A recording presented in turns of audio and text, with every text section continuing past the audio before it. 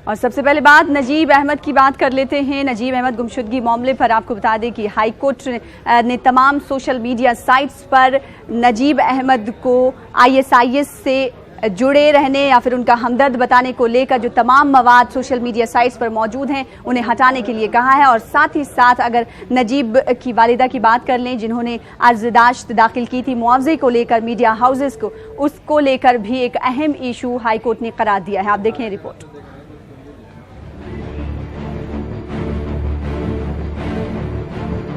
नजीब अहमद को आज भी ऑनलाइन मीडिया रिपोर्ट्स में दहशतगर्द तंजीम ISIS का हमदर्द बताने वाली खबरें मौजूद हैं, जबकि दिल्ली पुलिस मीडिया की इन खबरों को बेबुनियाद करार दे चुकी है।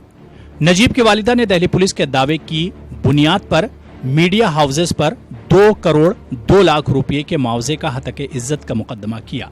समाअत के दौरान दिल्ली हाई कोर्ट ने इस मामले को हसास करार देते हुए तमाम मीडिया हाउसेस को हुक्म दिया कि नजीब को ISIS का हमदर्द करार देने वाली उन तमाम खबरों को YouTube समेत कई ऑनलाइन साइट से हटाने का हुक्म दिया।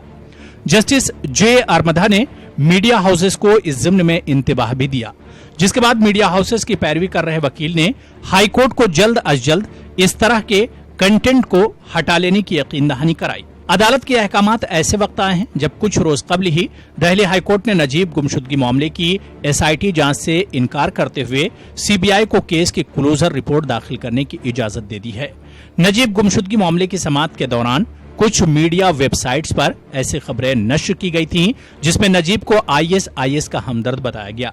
हालांकि दिल्ली पुलिस ने इन खबरों को बेबुनियाद करार दिया था।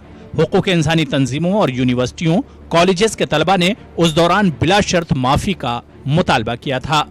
Bureau report, news 18 Urdu. इस खबर पर मजीद बातचीत करने के लिए रुख कर लेते हैं दिल्ली का। हमारे साथ हमारे नुमाइंदे खुर्रम शहजाद जुड़ चुके हैं। खुर्रम शहजाद, हाई कोर्ट ने कह दिया है कि तमाम जो सबूत और जिस तरीके के मवाद वेबसाइट्स पर मौजूद हैं ISIS का हमदर्द बताने वाले नजीब को, इस हवाले से क्या कुछ और अब तक इसमें कार्रवाई हुई होती हुई दिखाई दे रही है और क्या है पूरा ये मामला?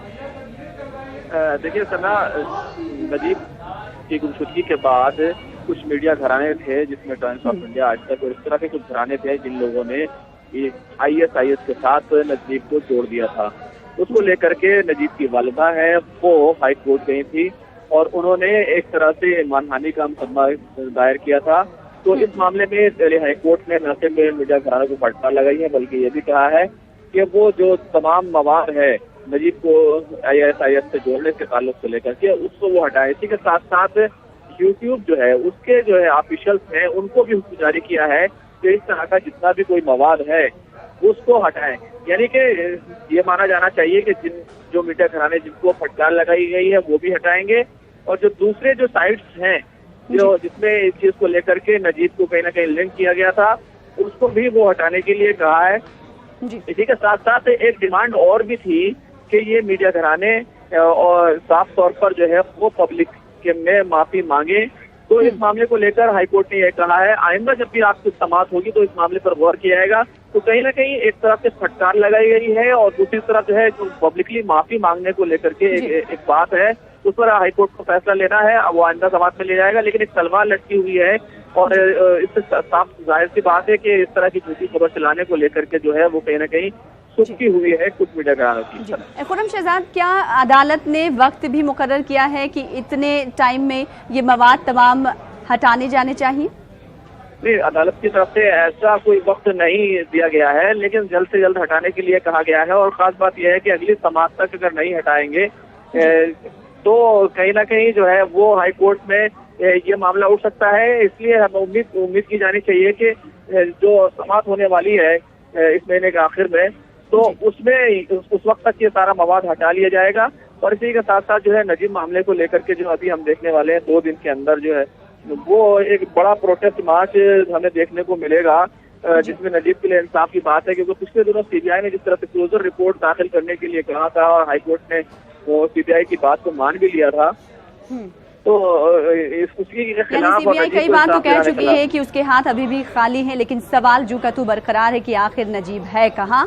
और साथ ही साथ मीडिया को लेकर जो अदालत ने कहा है कि जो चीज़ें जो मवाद मौजूद हैं सोशल साइट्स पर या फिर वेबसाइट्स पर, उन्हें हटाने को लेकर इस महीने के आखिर तारीख तक सुनवाई भी होने वाली है। अब देखना ये होगा कि अदालत क्या कुछ इस हवाले से मजीद सुनवाई में कहती है। बेहद शुक्रिया खुर्रम शहजाद हमारे साथ जुड़ने के लिए और अपडेट फराहम करने के लिए। तो नजीब मामले को लेकर CBI लगातार कहती रही है कि हमारे हाथ अब तक खाली है। वहीं एक और फटकार मीडिया हाउसेस को भी अदालत की जानिब से इस मामले को लेकर लगाई गई। फिलहाल आगे बढ़ लेते हैं और दूसरी बड़ी खबर की बात करेंगे। आपको बता दें कि आज हैदराबाद में TDP के MP के घर पर और रिहाइशगाह पर और दफातर पर छापेमारी की कार्रवाई की गई है। ये कार्रवाई इनकम टैक्स की जानिब से की गई है, इनकम टैक्स डिपार्टमेंट की जानिब से ये कार्रवाई की गई है। आपको बता दें कि लगातार TDP MPs के खिलाफ इनकम टैक्स का शिकंजा जो है वो कसता हुआ नजर आ रहा है।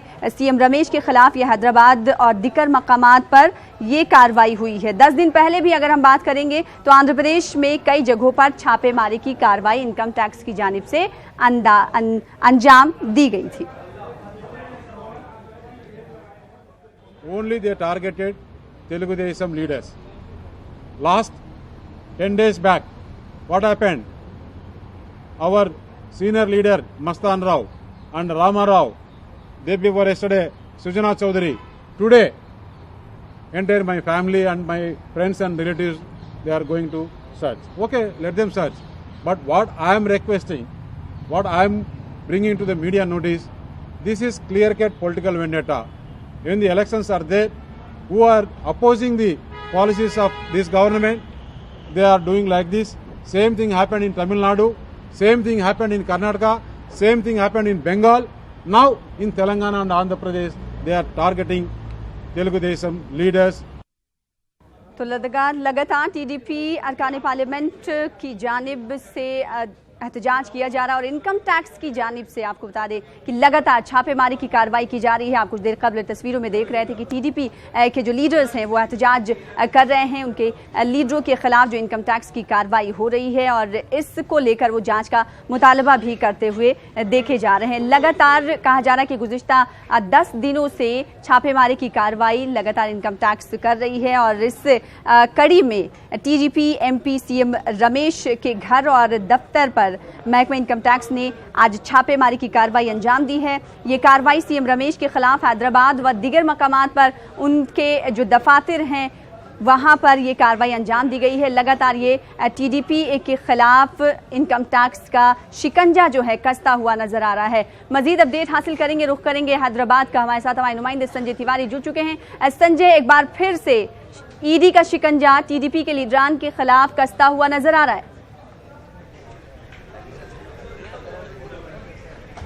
सना, बिल्कुल जो TDP का कहना है वो तो यही है कि जो है वो वेंडेटा पॉलिटिक्स के तहत इस तरह से किया जा रहा है, क्योंकि अभी 10 दिन पहले ही TDP के एक्स MLA हैं B मस्तान राव, उनके ठिकानों पर इनकम टैक्स ने छापेमारी की थी और अभी 3 दिन पहले जो है वो एनफोर्समेंट डायरेक्टरेट ने YS चौधरी जो TDP के सांसद हैं उन पे उनके ठिकानों पर छापेमारी की और आज जो है वो इनकम टैक्स ने 10 से ज़्यादा ठिकानों पर CM रमेश जो हैं, उनके बेटे हैं CM राजेश, उनकी ऋत्विक प्रोजेक्ट प्राइवेट लिमिटेड एक इरिगेशन कंपनी है जो कई तरह के प्रोजेक्ट पर काम कर रही है और उसके ठिकानों पर छापेमारी हुई है। 10 से ज़्यादा ठिकानों पर इनकम टैक्स की रेड इस समय चल रही है। मैं इस समय CM रमेश के घर पर मौजूद हूँ जुबली हिल्स में और आप देख सकते हैं यहाँ तमाम पुलिस का फोर्स मौजूद है जो यहाँ मीडिया पर्सनस को CM रमेश के घर के नज़दीक नहीं जाने दे रहा है। लेकिन आप देख सकते हैं पीछे CM रमेश का घर है और जहां पर इनकम टैक्स के अधिकारी सुबह तकरीबन 3 गाड़ियों में सवार होकर 8 अधिकारी इस जगह पर पहुंचे। ऐसे अलग अलग जगह पर टीम पहुंची है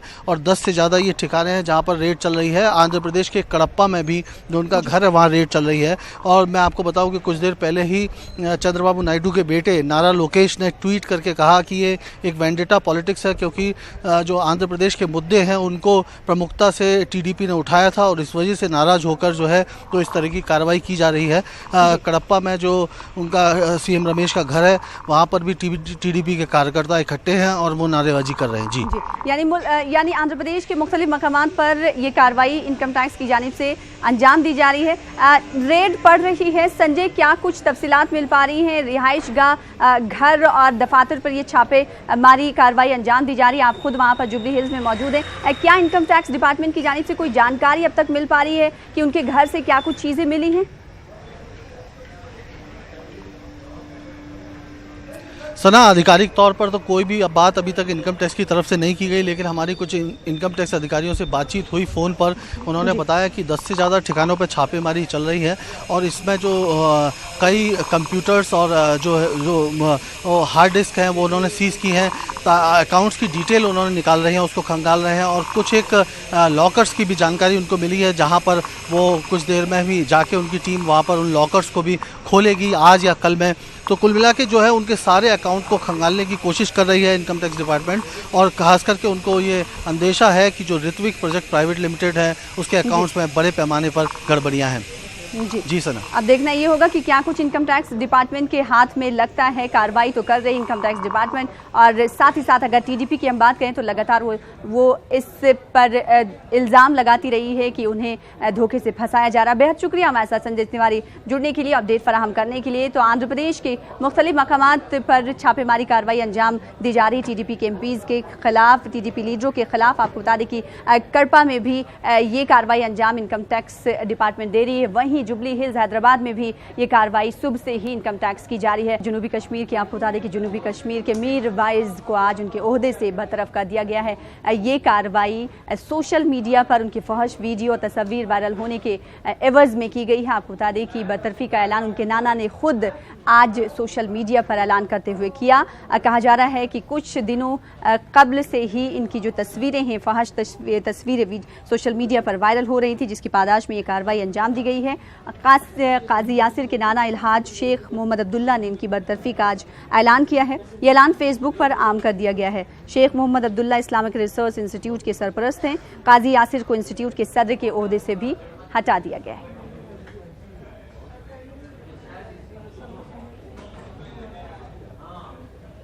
और खबर पंजाब से है, जहां पर एक शख्स को सांप से खेलना बड़ा महंगा है और इसकी वीडियो भी वायरल हुई, जिसके बाद पुलिस ने कई अफराद को गिरफ्तार भी कर लिया है। इन तमाम का कहना है कि वो सांप के साथ खेल नहीं रहे थे, बल्कि वो पकड़ने की कोशिश कर रहे थे। लेकिन तस्वीरों में साफ तौर पर देखा जा रहा है कि ये जो शख्स है वो सांपों के साथ स्टंट करता हुआ देखा जा रहा है। पुलिस ने कार्रवाई करते हुए कहा जा रहा है कि कई अफराद को 5 लोग जिसमें शामिल हैं उन्हें गिरफ्तार कर लिया है। 3 अक्टूबर का ये पूरा वाकया है। विक्रम की मौत सांप पकड़ने की वजह से हुई है, ऐसा पुलिस को बताया गया था, पुलिस को इत्तला दी गई थी। तो पंजाब की ये तस्वीरें हैं। पंजाब से ताल्लुक़ रखने वाले विक्रम सिंह मल्होत्रा इस शख्स का नाम बताया जा रहा है और मौत कहा जा रहा है कि सांप पकड़ने से नहीं बल्कि सांप के साथ स्टंट करने से हुई है। विक्रम सिंह की आखिरी वीडियो सामने के बाद इस ताल्लुक़ से मज़ीद तफसीलात मिली। इस वीडियो में विक्रम सिंह अपने दोस्तों के साथ, आप खुद देख सकते हैं तस्वीरों में, एक कमरे में बैठकर मुख्तलिफ सांपों के साथ खेलता हुआ दिखाई दे रहा है। विक्रम की इस वीडियो के आने के बाद पुलिस ने 5 लोगों की गिरफ्तारी अब तक अमल में लाई है। गुज़िश्ता हफ्ते कहा जा रहा है कि 3 अक्टूबर का ये पूरा वाकया है और इस हवाले से पहले कहा जा रहा था कि सांप पकड़ने की वजह से इस शख्स की मौत हुई है, लेकिन पुलिस को ये इत्तलात बताई गई। फिर उसके बाद पुलिस ने तहकीकात की, जिसके बाद पता चला कि सांप के साथ स्टंट करते हुए इस शख्स की मौत हुई है।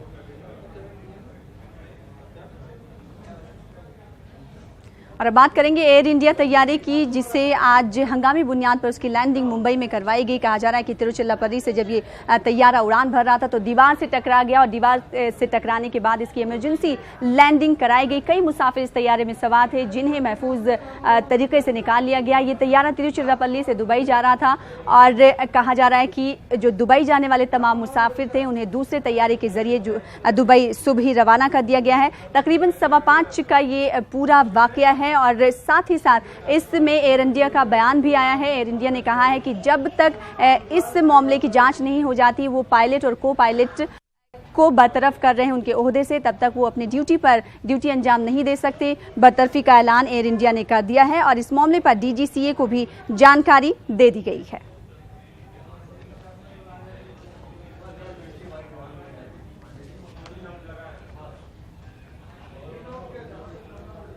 और खबर बेंगलुरु से है। हलाल सरमायाकारी के नाम पर धोखा देने के मामलात ने कर्नाटक के मुसलमानों को तशवीश में मुब्तला कर दिया है। कर्नाटक के मुसलमान तशवीश में मुब्तला होते हुए दिखाई दे रहे हैं। इस हवाले से वो कार्रवाई करने का भी मुतालबा कर रहे हैं कि जो तमाम तरह के फ्रॉड्स किए जा रहे हैं उस पर शिकंजा कसा जाए।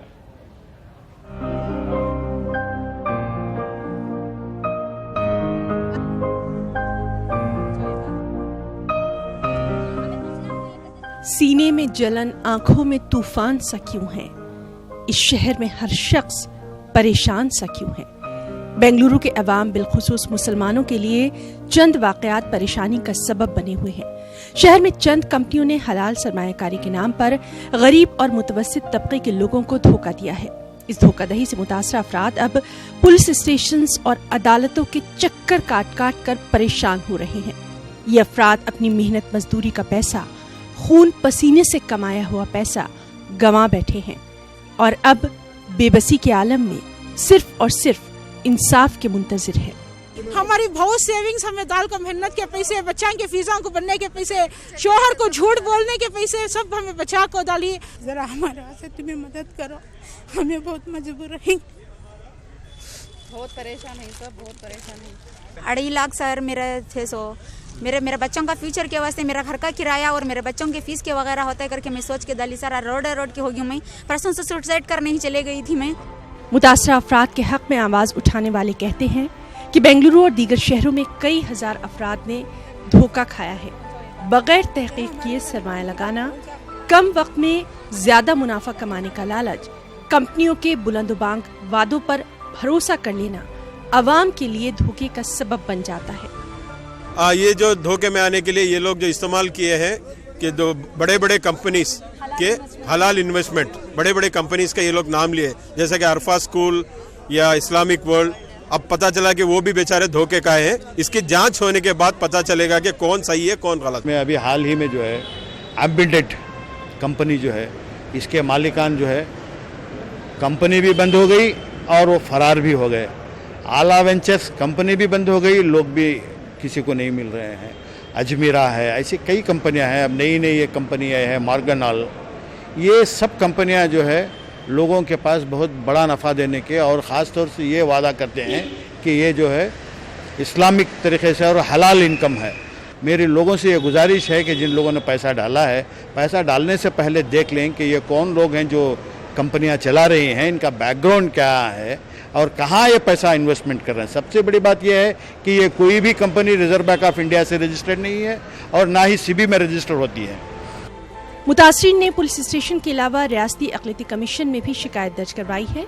वज़ीर आला HD कुमारस्वामी और आला पुलिस ऑफिसर्स को भी इस मसले से वाकिफ करवाया गया है, लेकिन अब तक मुतासरीन को किसी तरह की राहत नहीं मिल पाई है।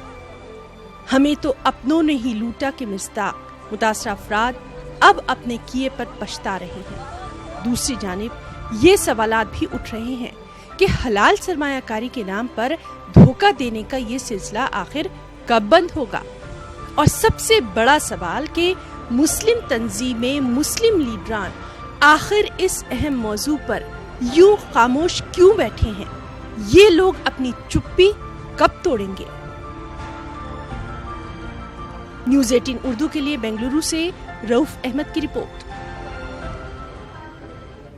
जाहिर सी बात है, खामोशी पर सवाल लगातार तो उठते ही रहेंगे। इस बीच हमारे साथ हमारे नुमाइंदे जुड़ चुके हैं। रऊफ अहमद हल्लुर बेंगलुरु से। रऊफ, सबसे पहले बताइएगा कि अगर पूरे कर्नाटक की अगर हम बात कर लें या फिर सिर्फ बेंगलुरु की बात करें, तो सरमायाकारी के नाम पर धोखा देने वाले मामले अब तक कितने सामने आ चुके हैं?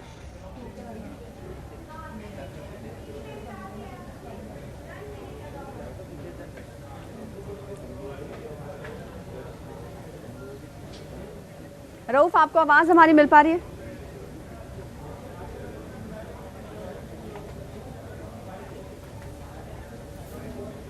जी देखिए, ये पूरा मामला कुछ इस तरह है कि इस घर को आग लगी घर के ही चिराग से, इस तरह का ये मामला है।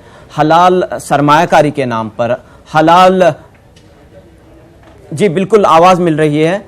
देखिए, जो मामलात पेश आए हैं शहर बेंगलुरु में, कुछ मामला इस तरह है कि इस घर को आग लगी घर के ही चिराग से, इस तरह का मामला पेश आया है।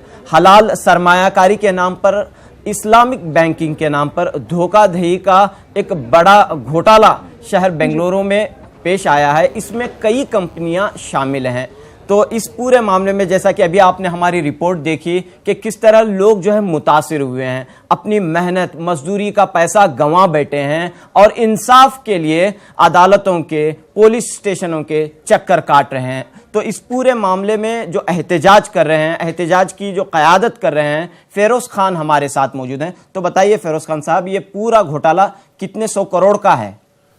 अब अभी जो सामने आया मामला, जो इसमें जो है 18,000 कस्टमर्स सिर्फ मॉर्गन कोऑपरेटिव सोसाइटी के हैं और तकरीबन बेंगलुरु में 50,000 लोग इस मामले से मुतासिर हुए और बहुत तकलीफ में है।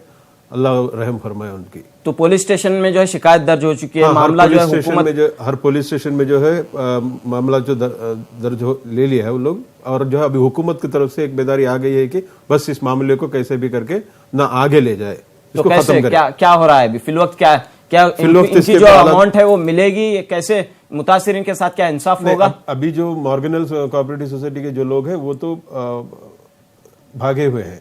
अभी उनका इंतजार, हुकूमत की तरफ से इंतजार है कि वो कब अरेस्ट होंगे और कब मिलेंगे, उसके बाद पता चलेगा कि ये पैसा इन्होंने क्या किया। अच्छा, इस पूरे मामले में हम देखते हैं कि कहीं ना कहीं जो है मुस्लिम तंजीमें हैं, मुस्लिम सियासी लीडर हैं, वो खामोश हैं, तो इसके खिलाफ आवाज़ नहीं उठा रहे हैं। क्या इसका आपको ताउन मिल रहा है इनकी जानिब से? इंशाल्लाह आगे ताउन मिलेगा, इसकी उम्मीद है, क्योंकि अभी जो पब्लिक की रोना है उनको सुनना ही पड़ेगा। तो नहीं, आप उन तक आपने ये बात नहीं पहुंचाई? हाँ, मैंने नहीं पहुंचाई, हालांकि दूसरे लोगों ने पहुंचाई, ये सुना था मैंने, क्योंकि अभी मैं अपने लीडरों के खिलाफ बोलने के लायक भी नहीं हूँ और इंशाल्लाह उनकी जो मदद मिलेगी तो वो बहुत उम्दा होगा। ओके, तो फिर वक्त क्या पोजीशन, क्यों ये ऐसा घोटाला क्यों हुआ है? ये क्या वजह हो सकती है? ये वजह देखिए, जो कंपनियां सामने आई है ये घोटाले की, वो लोग शरीयत के आड़ में ये धोखा किए हैं जी। अगर वो समझ लो अकेले आके किसी से 500 रुपए भी अगर खर्च पूछते तो कोई नहीं देता। इन लोगों ने अपने ऑफिस बना के रखा है कि दीन के मुताबिक, शरिया के मुताबिक हम लोग ये करेंगे वो करेंगे, और कम से कम 3 करोड़ रुपए के ऐड दे दिए उन लोगों ने। हर मस्जिद के सामने उनका होर्डिंग लगता था, जब अपने जो बेंगलुरु के आला मस्जिद है उसके सामने इनके होर्डिंग्स लगते थे। मस्जिद के बाहर, मैंने ये नहीं कह रहा हूँ कि मस्जिद के अंदर थे, मस्जिद के बाहर जो है, मतलब जो कॉर्पोरेशन लिमिट से जो यानी कि मजहब के नाम पर इन्होंने जो है लोगों को धोखा देने की कोशिश की है। बेशक मजहब के नाम पे ही दिया है, मजहब के नाम पे ही दिया है। अगर ये लोग आके किसी से खर्च मांगते 500 रुपया दे दो भैया तो कोई नहीं देता। अच्छा, ये लोग जो है मजहब के आड़ में खर्च, शरीयत के आड़ पे धोखा। तो आपको नहीं लगता कि इस पूरे मामले में कहीं न कहीं लोगों से भी गलती हुई है, जिन्होंने पैसा लगाया, क्योंकि उन्होंने तहकीक नहीं की होगी? लोगों की गलती है कि जो डॉक्यूमेंट वो लोग दिए थे, जो एग्रीमेंट वो लोग दिए थे, हमारे कौम में जो है थोड़ा पढ़े लिखे अवेयरनेस नहीं है, तो इसलिए नहीं, पढ़े लिखे भी धोखा खा चुके हैं, क्योंकि वो मांगते थे कुरान को सामने रख के। वहां पे उनके ऑफिस पे रहता था, खजूर रहता था, पानी रहता था, कुरान रहता था, ये सब सामने रख के आयतें चलती थी कुरान के, उनके जो टीवीज वगैरह जो होते थे उसमें सिर्फ आयतें चलती थी। तो इसमें जो है हम लोग थोड़ा डॉक्यूमेंट की तरफ पीछे हो गए जी। अगर डॉक्यूमेंट पहले इसको लेकर मुस्लिम तंजीमों और मुस्लिम लीडरान की जानिब से भी बेदारी मुहिम और इसको लेकर कुछ ना कुछ कहने की जरूरत है। आप दोनों का बेहद शुक्रिया हमारे साथ जुड़ने के लिए, और रऊफ आपका भी शुक्रिया अदा करना चाहेंगे। फिलहाल आगे बढ़ लेते हैं, मगरबी बंगाल हुकूमत की बात करेंगे। मगरबी बंगाल हुकूमत ने दुर्गा पूजा कमेटियों को लेकर जो फंड्स देने जाने थे उसको लेकर आज सुप्रीम कोर्ट में सुनवाई हुई है। सुप्रीम कोर्ट ने इस मामले में दखल देने से सीधे तौर पर इनकार कर दिया है। साथ ही सुप्रीम कोर्ट ने ममता हुकूमत को नोटिस जारी करते हुए हुकूमत के फैसले की आईनी हैसियत का जायजा लेने की बात कही है। इस खबर पर मजीद अपडेट हासिल करेंगे, रुख करेंगे कोलकाता का। हमारे साथ हमारी नुमाइंदा शबाना एजाज जुड़ चुकी है। शबाना, इब्तदाई तौर पर थोड़ी सी राहत जरूर मिली है ममता हुकूमत को?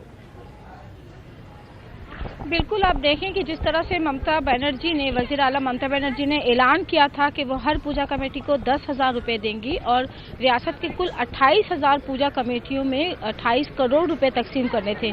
इस मामले को लेकर हुकूमत ने जहां ये ऐलान किया था, उसके बाद CPI ने, कम्युनिस्ट पार्टी ऑफ इंडिया ने कोलकाता हाई कोर्ट का दरवाजा खटखटाया था और कहा था कि किसी भी सेकुलर रियासत में किसी मजहबी कामों में जो है, मजहबी त्यौहारों में हुकूमत की मदाखलत जो है वो कबूल नहीं की जा सकती। कोलकाता हाई कोर्ट ने ने मंगल तक इस हफ्ते के मंगल तक जो है फंड रिलीज किए जाने में रोक लगा दी थी और कहा था कि मंगल के बाद जो है वो फैसला लिया जाएगा। और उसके बाद जब फैसला हुआ, जिस तरह से सरकारी वकील ने सफाई पेश करी, हुकूमत की तरफ से कहा गया कि वो हर पूजा पंडाल को जो पैसे दिए जा रहे हैं उसकी वजह यह है कि पूजा पंडाल सेफ ड्राइव सेफ लाइफ की जो मुहिम है, जो सरकारी मुहिम है, उसके जो है इश्तिहार लगाएंगे। और क्योंकि पूजा पंडालों में लोगों का जो है वो एक बड़ी भीड़ लोगों की उमड़ती है, तो ऐसे में वो सेफ ड्राइव सेफ लाइफ की जो मुहिम है वो उसका जो है वो प्रचार करेंगे, जिसके लिए जो है वो 10,000 रुपए हर पूजा कमेटी को दी जा रही है। इसके बाद कोर्ट ने कहा था कि वो इसकी ये पैसे किस तरह से खर्च किए जा रहे हैं इसका जो है उस पर नजर रखी जाए। और हुकूमत ने ये भी कहा था कि वो इस मामले को विधानसभा में असेंबली में जो है वो उठाएगी और इस मामले पर अपनी पूरी तफसीलात जो 28 लेकिन ममता, हुकूमत के लिए सबसे अच्छी खबर ये है कि जिस फैसले को नाफिज करना चाहती थी उसमें दखल देने से सुप्रीम कोर्ट ने सीधे तौर पर इनकार कर दिया है। बहुत शुक्रिया शबाना जाज हमारे साथ जुड़ने के लिए और अपडेट फराहम करने के लिए। फिलहाल इसी के साथ इस बुलेटिन में इतना ही। मजीद ताज़ा खबरों के लिए आप लॉग इन कर सकते हैं हमारी वेबसाइट news18urdu.com पर। आदाब।